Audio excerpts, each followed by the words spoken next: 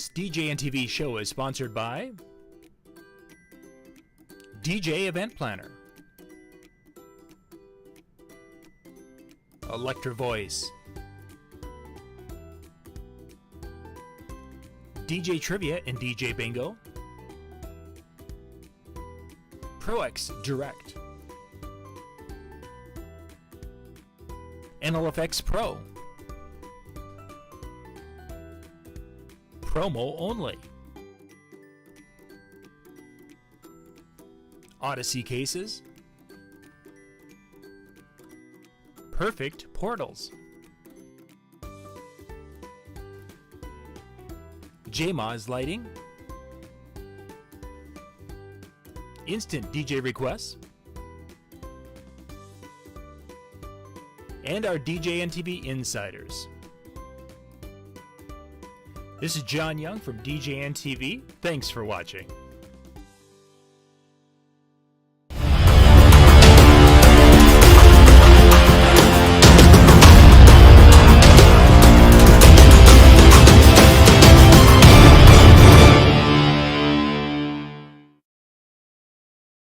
Go.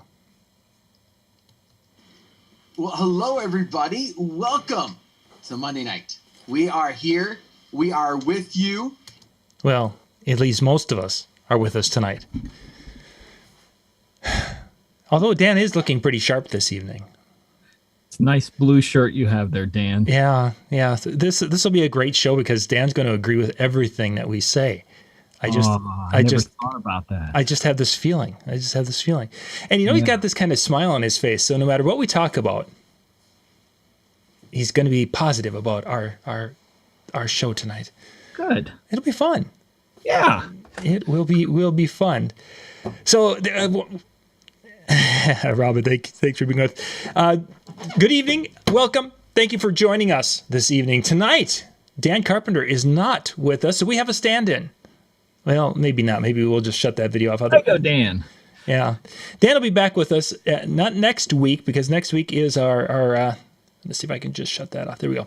Next week is would be our virtual training night, but we'll be back. Dan will be back with us. But we set up a nice little studio area so he could we could have the virtual Dan jumping in with us tonight. So MJ, I want to talk music tonight, and I kind of wanted to dig into that because this is an area in which has evolved from the time that you and I started in this business to what it is today. Specifically talking about the difference between oldies and classics and throwbacks and the whole 10 yards. Because when we first started, oldies were defined as one thing, and that has kind of evolved over the years. I always tell people, I said, when you first started calling music oldies, how many years prior to you calling it that was that music released? Or when was that music released? And I think where the first time I actually was hearing that phrase was oldies bands, and they would have been playing 50s and 60s stuff in the probably late, mid to late 80s is really when that came about. How many years back is that? So you're talking 20 to 30 years. Okay, so right now, let's go back 20 to 30 years. That's 1990 to 2000. Those are oldies. So the kids today are looking at those songs exactly the same as we did as teenagers in the 80s, looking at 50s and 60s songs going, that's so old. Mm-hmm. And back at that time, there was also, in those early years of us performing, there was even the throwbacks going back into the 40s and the 30s with some big band and swing type music. And I'm wondering, is today's look back, as you say, now oldies becomes the 80s type music. Do we look at 50s and 60s the way does today's generation look at 50s and 60s like we used to look at the big band era music, that it was way, grandparents and beyond's music? Completely non-relevant. How so? It's just so old, it's not relevant. It just doesn't... It's not relevant to them. Mm-hmm. Again, you always have to go by your age group. I know when I play for some of the college things, I can't go back any more than 10 years. But if someone says play something new and they're in their 30s, they're going to want something that's about 10 years old. Mm-hmm. So it's again always judged on what your audience is, but I'm just judging it on a non-linear time view of things in a measurement that was once started before I started DJing. Very much so. Oldies was a 20 to 30 year prior to current date. So you go back 20 to 30 years from current date, that's an oldie. So that's 90s. A throwback has always been 10 years. So a throwback song is 2012. So let's look at Usher. I think was 2007. Was it with somewhere around there, Somewhere in early there. 2000s? I thought it was actually earlier than that. Maybe it is. Maybe I'm just trying to remember off the top of this past weekend. And I was looking and when you move it into the virtual DJ, and it shows which disc it was off from promo only. But where does so the throwbacks are like the 10-year-old stuff, and then what is from 10 to 20 years in that realm, which would put us in that mid 2000s, early 2000s. That to me, again, people are already posting online. I probably should have had my disclaimer at the top of the hour. It's Lego Dan's fault. It's not about what they like. We're not talking about that. We're talking about putting the music into genres. That 50s and 60s, even though there was a lot of rock then, I just call it all doo-wop era because it was that era of music. Like you could say classic rock era. What years does that cover? Yeah, typically you would think that's putting us through the 70s into the early 80s. Yeah. So that's the kind of the way I look at, you go back to the doo-wop era. It's anything that falls in that.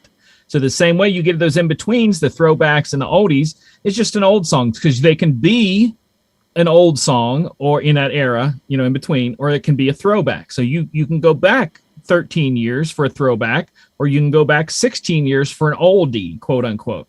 And Robin, it has nothing to do with people of any age because the next group that comes around is going to be looking at the stuff that's playing right now and calling it throwback and oldies. So that's what you always have to think about, that every 10 years, the stuff that was here 10 years ago is a throwback to these people. So if you're DJing a school dance, a college thing, a bar, 90% of the people at the bar are going to be between 21 and 27. So you look at 10 years prior to that, a 27-year-old right now was 17, had just gotten his driver's license in 2012. So you have to structure that by your audience, not your point of view. And I think that's what makes a good DJ, that they just don't go, oh, this is good, I'm going to show them, or this is from this era, they don't know. It's like, it's about them. It's not about you and your opinion, it's about them. Mm-hmm. So let's look at that age group, that bar age group. Let's take the 26 and 27-year-olds out because they're getting to the end, kind of bordering on being old, creepy people in bars. Well, they're going to come out less often. That's more of the way that goes. They don't come out every single week. Mm-hmm. But they're really target. You look at them. Your target probably 22 to 22, 23, 24 are probably the main age groups. Maybe the 21 obviously are going to be there strong also. But those are the 4 years: 21, 22, 23, 24. In that age group, now let's just look at that. Are they going to define throwbacks differently than a 35-year-old? Absolutely, because you're going to fit them into that age.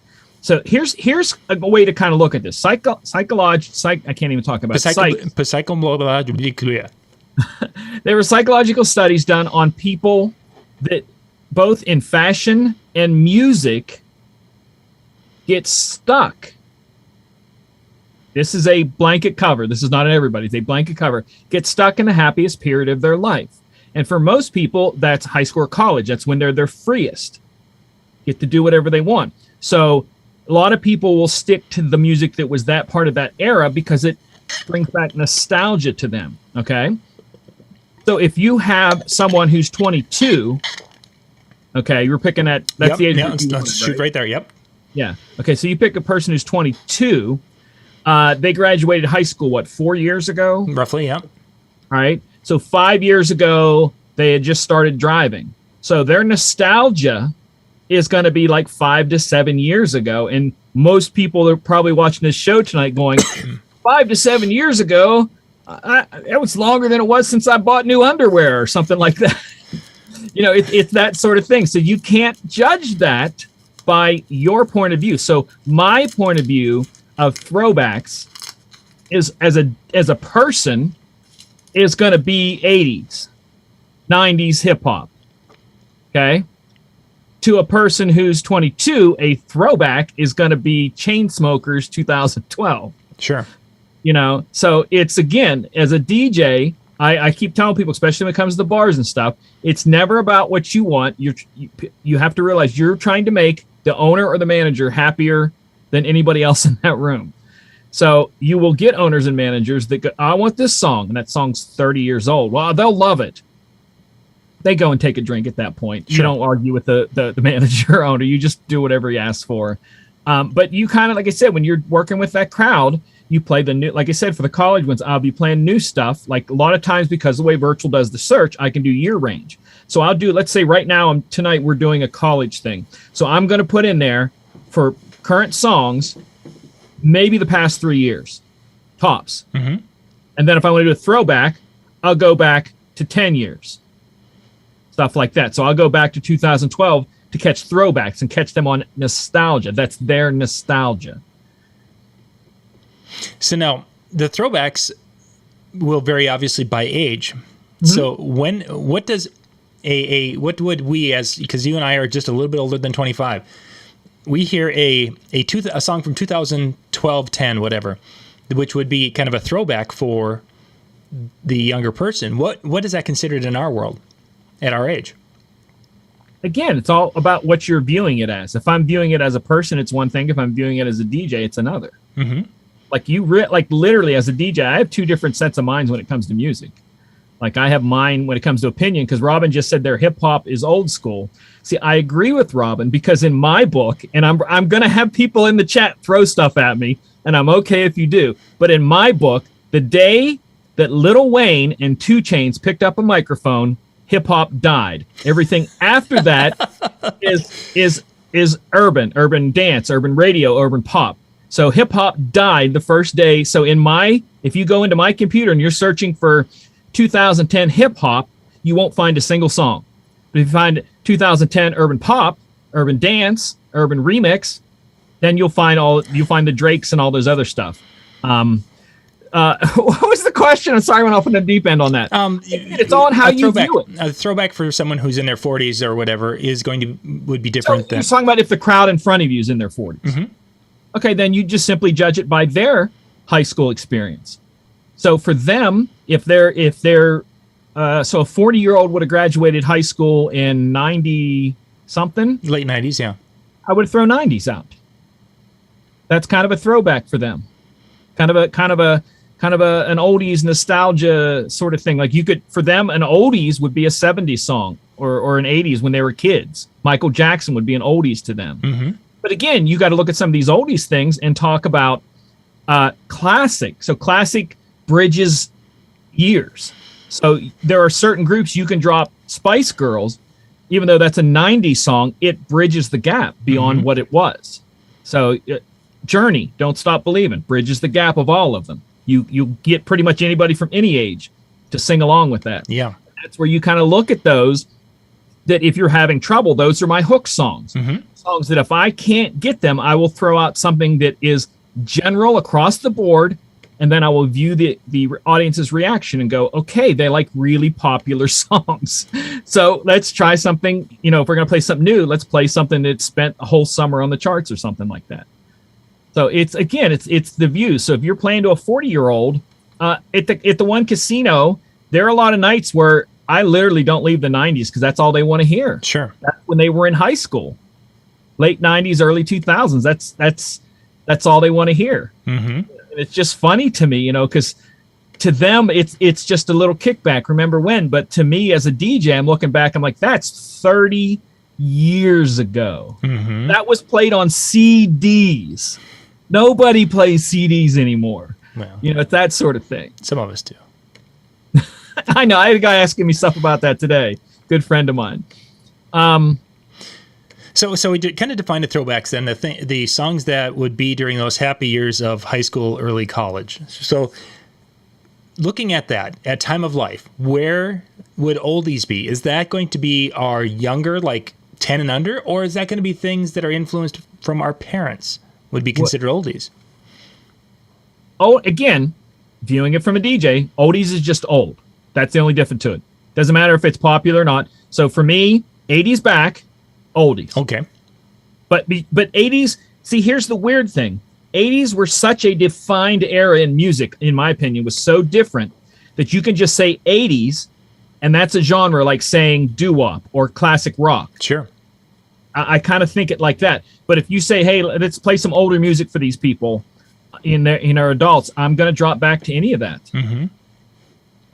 Yeah, Hanson Mbop is definitely an oldies. About 5-7 years ago, I could drop that at a college bar and get everyone and their brother to sing along because that was when they were kids. Yeah. Little things like that you can grab some stuff, you know. But because that you're only going to catch that age group with that. You're not going to catch a 40-year-old singing, Mbop. It's not going to be a nostalgia thing to them. So getting into songs that are from anywhere over the decades that have made, like you said, Journey, Don't Stop Believing, where it is that song that kind of works regardless of age. Transcends ages. Where are those songs right now? Are you finding that people are finding these songs? Is it just a random thing, or are they finding them like TV shows, movies? Where are the most? Believe it or not, with a certain age group, you're going to get a lot of stuff that's played at weddings becomes that. Because they're going to hear them at every wedding they go to, and people in their 20s are going to a lot of weddings, a lot more than I am. You know, their friends are getting married, they're going to weddings, and the DJs are playing that. So you are going to get a lot of that exposure from stuff like that. Sure. With TikTok, it's different because you are getting exposure to older music, but 99.99999% of the time, they've never heard the whole song. Mm-hmm. So if you go out and try to play a 3-minute old song, they're going to look at you they're going to look at you prior to the chorus like you're crazy. They're going to love you at the chorus, and they're going to go, what the heck is this after the chorus? More of the song. Is there a song that's that we as over 40 would recognize that is? I don't follow the TikTok stuff that much. My kids aren't into it. They are busy doing other things with their social media. Are there songs that have come out and have been TikTok songs that we would know and we would appreciate the whole song, but that this younger generation's like, I would just want the refrain? Anything that jumps out at you? And even those of you in the chat, if there's something that you are thinking of. It changes constantly. Let me think here. Because that's been a tough area, because I actually had some youngsters at, not this past weekend's wedding, but the one before, where someone came up and said, hey, can you play a couple of songs that were popular on TikTok? I'm like, this is the wonderful thing about all this, that you can go to whatever download service you have. And if you have a good download service, and I'm saying it that way intentionally, they have TikTok lists that you can follow each week. I'm just picking one up here because I just kind of grab them as I go. You can just kind of see them jump up and down. So this is Spotify's TikTok virals of, I can share this, I guess. Yeah. Hold on here. Let me move this out of the way. Oops, we're going to move. I'm moving screens everywhere. Switching screens. Now I can do this. Let me share that. Okay, from TikTok. That was popular. That one is so weird, the Heat Waves Glass Animal, that it hung on forever. Smells Like Teen Spirit's another Run Up That Hill. We all know that one came from because of Stranger Things. Mm-hmm. This one was a weird one for a while. I got tired of playing that one because I was joking around with people about songs that repeat themselves in the lyrics. And we had, what was that one song? Oh crap! I was talking to a friend of mine about it. That the songs just tend to repeat themselves, and we should just put them all together in something. Well, the one that was our first big experience to that was a song from MC Hammer Pray, where he said it, 100 and some times in the. Well, sorta. Yeah. Hold on here, if I can find it. It's gonna bug me if I don't do this. Crap. So I'm looking at this. Look at the list while I'm doing there, while I find this. Gucci Gang. So you have songs like Gucci Gang, Body, Body, Body, Body, Body, Jiggle, Jiggle, stuff like that we're going to put together here. A lot of these are kind of weird how they do. This was last year. So these are, well, this is 22. A lot of these I wouldn't play. So I'm not going to play a TikTok song unless it is something. Bad Habits, that's an easy one to bring back. Leap of Faith, that one you can do. Seven Nation Army is another one that it's its own thing. That's a nice way to say it. It's its own thing. Just that's about all you really want to do. Crap. See, none of these are, to me, are jumping out of stuff that I would play to catch people. Like none of these are ones that I would do. Do another search here. If there's throwing something out there, yeah, Moni Moni. We have to put all those together. Moni Moni, Jiggle Jiggle, Body Body, Gucci Gang, Gucci Gang. Gucci Gang. See what this one comes up to here. Busta Rhymes. I see that one. Another one I wouldn't probably go to. 9 a.m. till you come. That's an old one. Actually, that one's come back because somebody remade that. There's been a couple of ATB songs that have been remade. This is 20 years ago that somebody remade, and I just heard one of them today. So those, again, taking a song that you may go, oh, geez, that was techno, the trance era of Sandstorm. That's old. That's really old. This song is really old now. It's brought back again. So imagine Mick Jagger doing something in the 80s where he was looking like Dancing in the Street with him and what's his name? David Bowie. A song from 20 years ago and brought back. See, again, I don't go to these too much, here and there, but not too often. So I'm not the best expert on that. Yeah, and that's an area that I just haven't had much of any interest or call or because request. Again, to play them, you're only going to play a short bit, and that's the weird thing. That's Let me look. I'm looking up some other people are saying here on chat here. But I think your point about that younger generation being, because they're hitting so many weddings and getting their wedding music on, I think that's a great thing for us to keep in mind, because I was noticing, because we've got a group of people now who really didn't hit too many weddings, because they, especially the younger weddings I've done here, they didn't do any in 2020, and 2021 was not a bunch. So as an example, they have no idea what the how to do the cha-cha slide. It's like the people who are a little bit older, 25 and above, they knew how to do the cha-cha slide. The younger ones haven't experienced it, and if they didn't experience it at a high school dance, certainly they wouldn't have seen it. Cupid Shuffle has been hit and miss also, but it was more hit than miss compared to the cha-cha slide. I bet if I would run into the same group of people in August after they've been to 4 weddings this summer, they will be much more fluent on some of those songs and what to do during those songs. Right around 2019, 2021, I was finding in the school dances that the kids were knowing how to do Macarena better than the others, because that was a throwback song. It's an old Oldies song to them. Yeah. So it would be like the chicken dance to some other people who go, oh, I remember doing this when I was a kid. They did Macarena when they were, 10 years old. Yeah. So it's again, I keep saying, and I talked about this in articles and I talk about it in my book, that it is our job is to manipulate people, and you're manipulating them by feelings. You're manipulating them by nostalgia. You're manipulating them by energy of song. You're in control of that crowd. If you're a good DJ, you grab them and you don't let them go. You turn over the floor when you want to turn over the floor, and bring it back when you want to bring it back. It's not just about, this is a hot song, I'll play this song, because if that's how you think, then you're going to be a one-song DJ. You're not going to be an hour-long DJ where people are like, I got to take a break, I got to pee, please play something I don't like. If you've never experienced that, then you maybe are just a button presser for all I know. I don't know. I mean, I don't know. I know I'm being way over opinionated. I apologize if I'm insulting anybody, but it is a continually changing game. And that's the thing I think about as DJs get older, they have trouble looking at, like right now, going, oh, I'm going to play some 50 Cent. 50 Cent was hot. 50 Cent was hot 20 years ago. Mm-hmm. You know, so you can't play that at a bar where there's 21 to 27-year-olds. You know, they're not going to care. And I think one of a throwback is Lil Wayne. Mm-hmm. You know? Yeah, exactly. That would have been right in that time frame where there wasn't.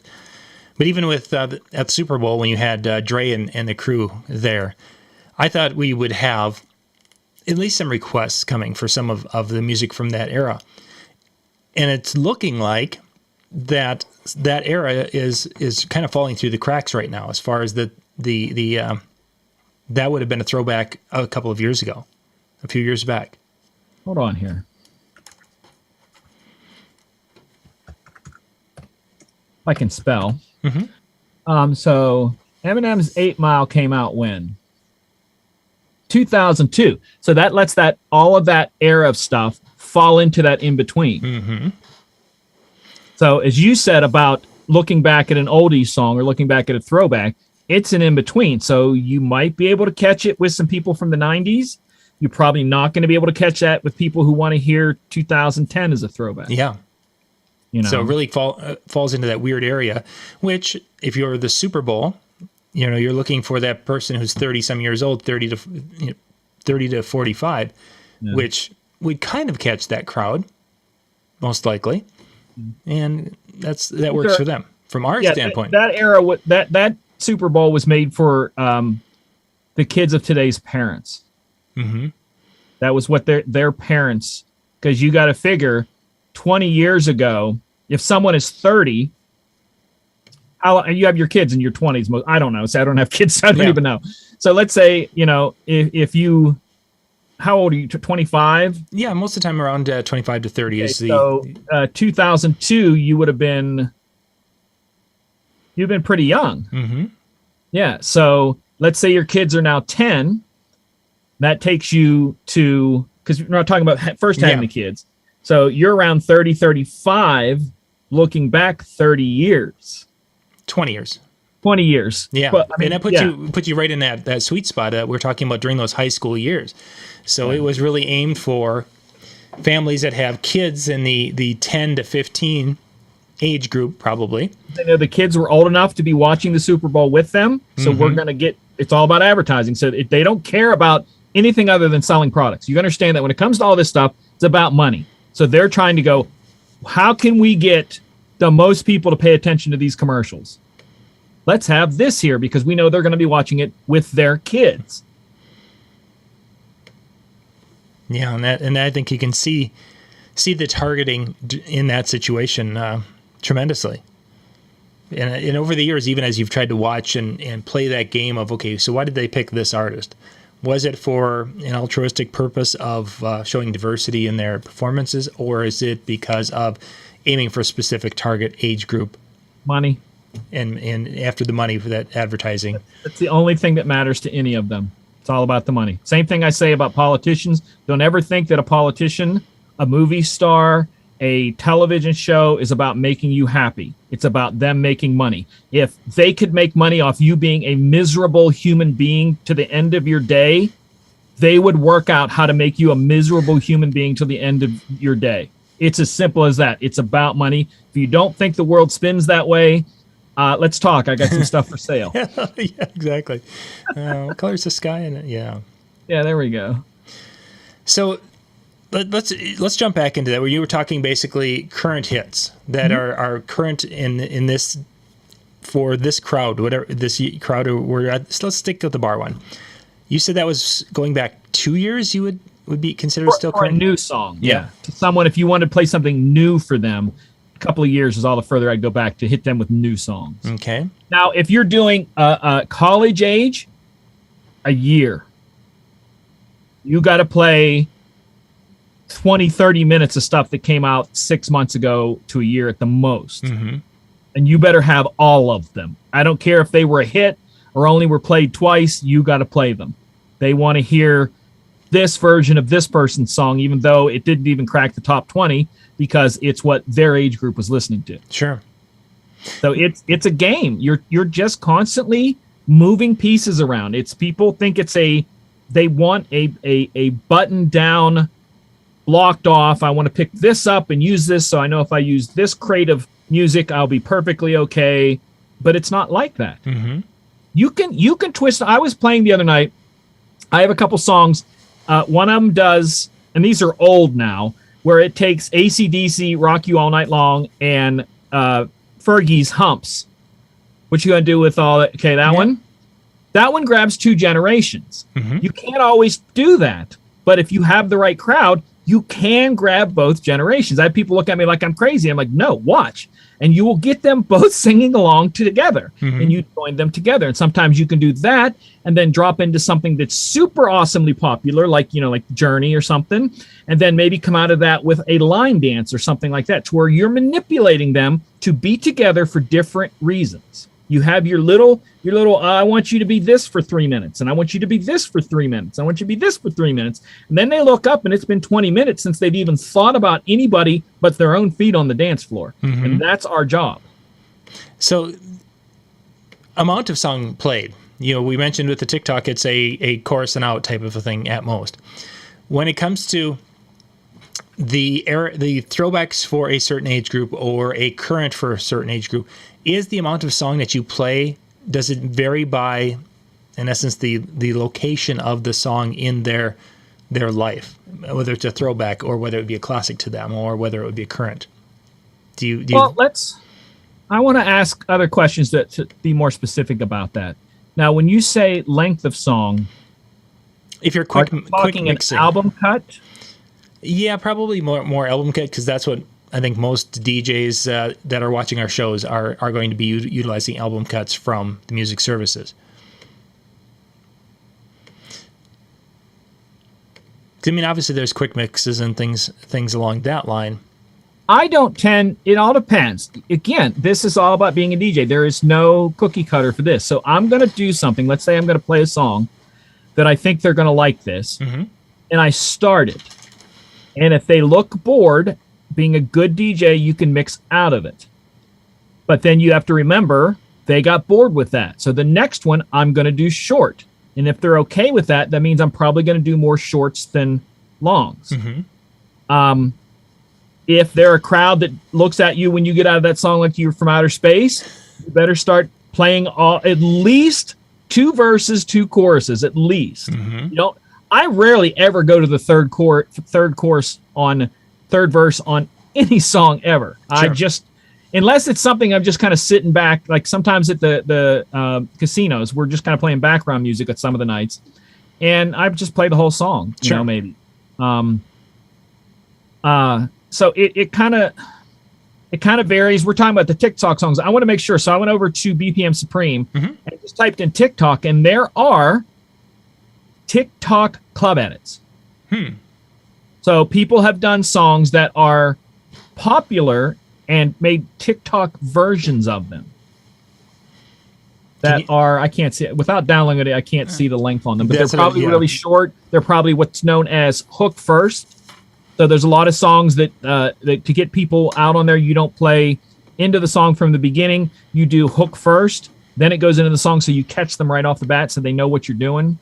I know I'm probably not even answering anybody's questions. No, you're doing fine. You're doing fine. Because there's just, to me, I can't give a cut and dry thing because it changes constantly. Mm-hmm. And like I said, again, that's what I think makes a good DJ, where you don't get stuck in one era and going, well, this is good. This song's always worked. What worked 2 years ago may not work now. What worked a year ago may not work now. So you kind of have to be very flexible and eyes open to the charts, eyes open to downloading. If you have 2 versions of a song, go get a remix of it to keep it fresh. Mm-hmm. Keep your eyes open to the crowds in front of you. You can have a crowd. A perfect example is John played Vanilla Ice at a prom, and it went really well. But if his son would have played that at literally weeks later, wasn't it, or a week later, If he would have played it at one of his, that would not have gone Yeah, off. exactly. It depends on where we're at. It's the crowd. I think it's easier today to kind of get across the board, because back then the only way you heard music is by what the radio station shoved down your throat. Right. So if they didn't play it, you didn't know it existed. Nowadays, you literally, and here's an interesting thing. I had a hankering, again, I'll admit this, to listen to Elton John's songs. Okay. Mm-hmm. And I let because I use YouTube Music, which is same as Spotify, but it's through YouTube. I like it because I can do whole DJ mixes. You can hear a whole mix instead of song by song. I let it play whatever it wanted to afterwards. And because he did that song with Dua Lipa, it was grabbing some newer stuff that was in that same vibe. So in the same sense, someone could have thrown a Dua Lipa on Spotify and brought around an Elton John that they went, oh, that's kind of cool. So that is the advantage. My friend Chris owned a bunch of radio stations. He said when Apple came out with the shuffle button, he said it completely changed how radio stations program their music. Sure.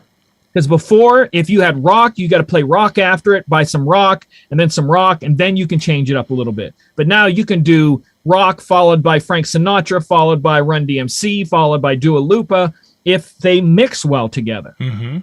And that's the thing, that you have to be flexible, in my opinion. Sure. That's what that kind of comes about, that's what makes a good DJ with this. And I don't think that people who look for a playlist to be the answer, that's not reality. It's a good guide, mm-hmm. but you have to try it out for the things you are and be flexible enough to go, this is bombing. I'm getting out of this. Right. It's scary, if you have a whole crowd in front of you that just all of a sudden thinks you're stupid for playing a song, you feel stupid. Yeah. And you have to do something to try to get them back. Always throw in your little side list, always throw some stuff that's a guaranteed hit, just in case, Just in case the ego takes a shot and you need to... Yeah, you've got to have these things, you got to try stuff. That's why I say mixing is important, because if, let's say it's a song that bombs and you just slam out of it, you think it's okay, but psychologically you have then put a hiccup in their mind that they don't even know it's a hiccup, mm-hmm. but it's a hiccup and they're not following you as much. Sure. But if you do that transition, they're going to go, oh, he must have liked that song. That's why he wanted to play just a little bit of it. Mm-hmm. And you get out and you go to the next one, and you don't lose them over that switch out. It's not a hiccup. It's not a stop, a pause. It's not a slam. It's okay, we were there. Now we're here. I'm excited to be here now. Yeah. Where you're seeming to intentionally take them on that journey as opposed to... you can fake that up all you want. Absolutely. Like, no. I played that because it's wordplay with this song. Oh, yeah. Okay, I get it now. Yeah, they both have a vowel in it. So that was complete wordplay. Yeah, there you go. Yeah, they both had notes in the song. Exactly. And it worked well. Any questions from the chat, or John, where do you want to go with this? I mean, I don't want to say my opinion is the rule.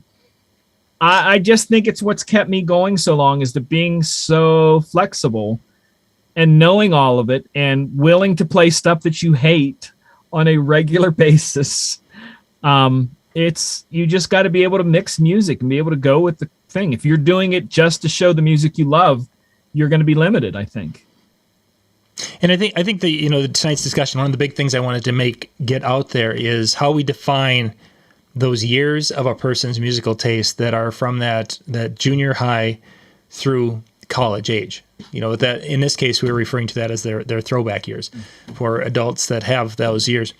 And I think that's a big thing that we have to keep in mind, because those of us who have been here for a while, we've gone through multiple evolutions of that, where that used to be playing Karma Chameleon, and that used to be playing NSYNC, and now that it's changed and continually changes. I mean, this past weekend's wedding, I believe the parents in both cases were in their 40s. Well, that means that to a point, they're younger than me, and they don't have my idea of what is an oldie or a throwback is going to be different than what theirs were. So it is an evolving thing. And sometimes, because, God gosh darn it, my 80s always works. Jesse's Girl works in every crowd. Why didn't it work tonight? Well, it might be that they just haven't had that experience or that knowledge with the song at a level. Granted, Jesse's Girl has been a popular wedding song or used for quite a long time, but it doesn't do as well today as it did 10 years ago. Yeah. At least in my opinion. Good example of that. You said the parents are 40. Mm-hmm. Okay, so they would have been in high school. Well, they would have put them in high school and graduating in the late 90s. Okay, so for them, think about when you were, for any DJs that are like John and I's age, think about when you were DJing in the 90s and you would have went back 20 years. What songs would you have been playing? So let's say it's 1990 and you go at someone who's 40 in 1990, what would you be playing? Well, I would have been playing from that disco, the latter disco years. That would have really been what most likely would have hit with that group. And if it wasn't that, unfortunately, it was country. Those are the two options that we really had at that particular time. Is that you had some people who, if they were dancing, they liked rock, but they weren't going to be my dancers. If they were dancers, they were either dancing to country in the early 90s or they were dancing to kind of a disco or that type of music, and that was pretty much it. Bubblegum pop for that 40-year-old wasn't quite there yet. They just wasn't on their radar. Yeah. So as you as that DJ in 1990 thought back like that, and then that wouldn't have been all that old in your mind. Mm-mm. So you have to now switch gears and go, I'm not my age. I'm that age of the people, the 40-year-olds that I'm DJing for. Yeah. What was popular when I was in high school, mm-hmm. when you put yourself in their mind? Yeah, and now that I'm that age, and that's where, in this particular case, Sir Mix-a-Lot did very well. Vanilla Ice did very, very well. Young MC was a request. And that those were songs that they knew every word, and they sang along and did their dance, and they were horribly bad, as most people our age are, but that's okay. They had a lot of fun with it. Yeah. But those were the songs that hit them in that sweet spot. That's all it becomes. That's why I get some DJs go off the deep end about labeling music as throwbacks, as oldies, as this. I just kind of, like I said, I just throw them in there from when I started. If you had someone that was in 1960, what would they have called an oldies song? Mm-hmm. Yeah, they probably would have been back 20, 30 years. Yeah, they would have gone before the rock and roll era of that 1954 time frame, because there was such a drastic change in that short period of time that would have been a defining thing is after or before.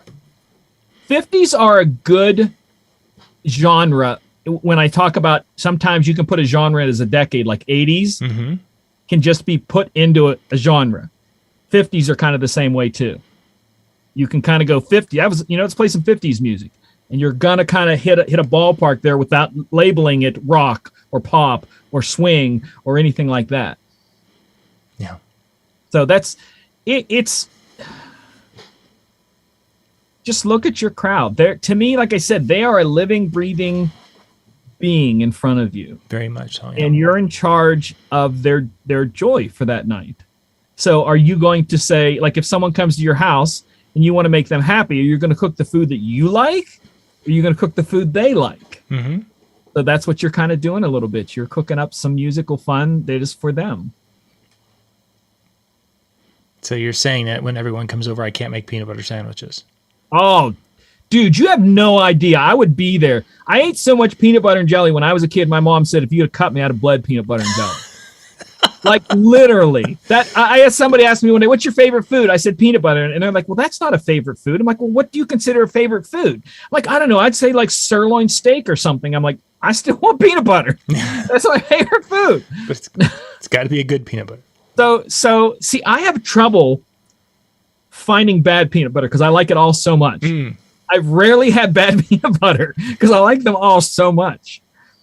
So, what were we saying? I don't even know. I know we're almost the top of the hour, but again, you guys, I want to be an encouragement to you, because if you're not having fun DJing, you got to rethink it. And if it's upsetting you to play new music, find a way to play it where you're okay with it, you know, to work with that. Vibe off the audience, get your joy from their joy, not from the songs that suck. Yeah. Because it's always going to be that way.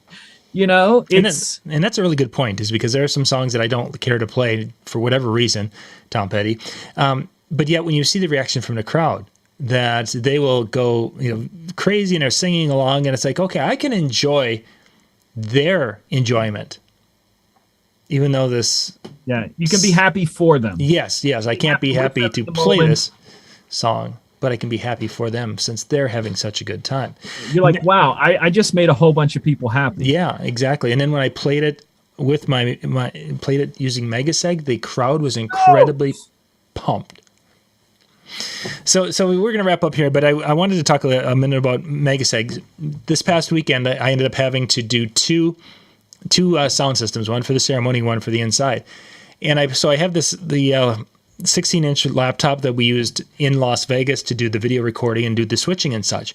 And I thought, there's got to be a DJ app on there of some sort. So I had all the songs. I set up everything inside in my main computer. I moved all the songs over to a thumb drive, and then it's like, okay, I'm going to take them out to that computer, and there's got to be something on there. Virtual's got to be on there. No, I didn't have Virtual installed. Okay, great. Well, there's got to be a version of DJ, because I purchased a version of DJ, the app from Algorithm. I purchased a long time ago. So I should be able to go and download that. But no, that doesn't work anymore, because now it's DJ AI. I don't know how in the world I'm going to find the old version that I had actually paid for. So I might be done there too. So I was looking around of what to do. And for this wedding, I actually went and I made my playlist in iTunes and played it on iTunes. And basically when I needed to bounce to the next song, it was a forward arrow. Play and pause were handled by the space bar. Nobody in the crowd knew that I wasn't using a full DJ program. It went flawlessly and such. But I got to say, I've been Virtual, and my main laptop has all three apps on there: Virtual, Megaseg, and DJ. I was weighing it out. Do I spend the $299 to buy another? Because I've got my main laptop and I've got my MacBook Air that have Virtual. Those are my two licenses there. Should I buy another Virtual license? Should I buy a Megaseg license? And so I ended up putting Megaseg on that one, because there's some things when I'm doing ceremonies, having that hard break when it gets to the end of the song, so it doesn't go to the next song, where I can have the playlist going and set it so that it's going to stop right when I want it to stop, type of thing. So yeah, I ended up actually going and buying another license. Just to throw it in there, so you know, John, you can have Virtual on every laptop you want, but it will be logged into one. That's my thing, and that's something too concerning for me, and I just don't want to mess with it. Well, I meant what I meant as in, let's say the one at home is just sitting there.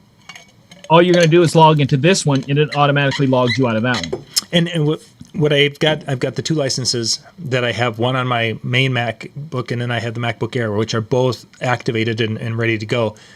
Add a main one, and then if that goes down for some reason, then I've got the Mac Air. Oh, you already okay? Yeah. So it was really, do I go get a third version? Here's something to throw at you too. Was the second or third one running from the laptop only, no controller? I've got a controller of some sort with all of them.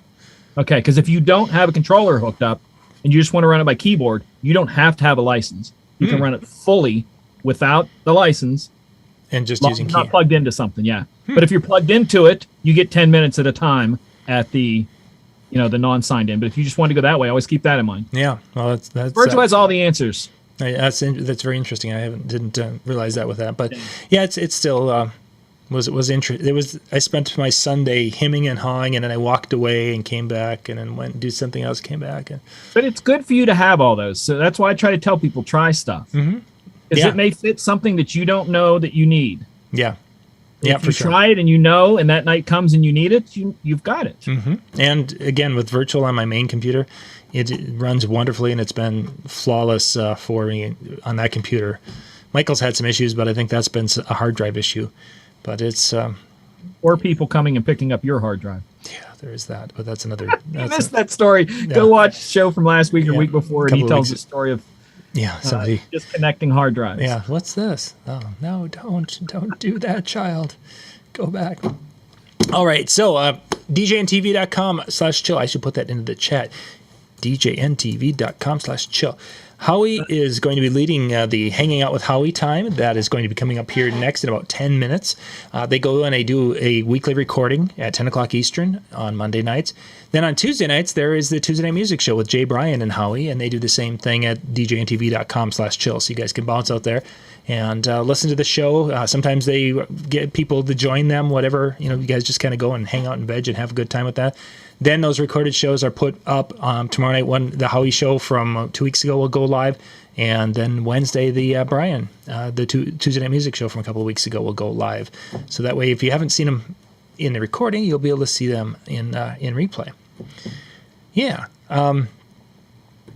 So next week is scheduled as of right now. It's the virtual training night. There's a slight chance that we may have to change that just because my daughter she has track camp, and we're trying to figure out who's going to be able to get her back and forth to track camp, which is up in Fargo, which is 2.5 hours away. I was going to say, can't she run to track camp? she could, but it's a sprinting camp, and running the that would kind of 170 miles is a little bit long. Probably could do it, but she may not have much gas after she gets there. So anyway, we'll just keep an eye out on things. We'll have it all figured out and publishing what's going to happen for the next week and such, and we can take it from there. So we'll have some sort of report, and that might be later this week or early next week on what went on in Chicago. Right now, they're getting ready. Tomorrow, the educational part starts for the Marquee Show. Today was some master classes, and they're getting things all set up and ready to go. If you're in the Chicago area, you can still check it out, marqueeshow.com. They've got some tickets available if you want to go watch it. If nothing else, go check out the exhibit hall area. They've got quite a few exhibitors that weren't anywhere else this year, so it's kind of cool that they've been able to get some support from our industry and from companies that have been without product, unfortunately, is the best way to describe it. So it'll be kind of fun to hear what comes out of Chicago. So anything else, MJ? I don't think so. Somebody asked me when my book's coming out. It's on hold because I decided to record the audiobook. Yes. So that's what we're doing now. So you've been working on that and on this process. Excellent. Well, keep us up to date on what's going on with that. So, gang, thank you much for being with us tonight. Hope you guys had a good evening. And again, DJNTV.com/chill. Go out and hang out with Howie and the crew, and we'll catch you next time. Good night, everybody.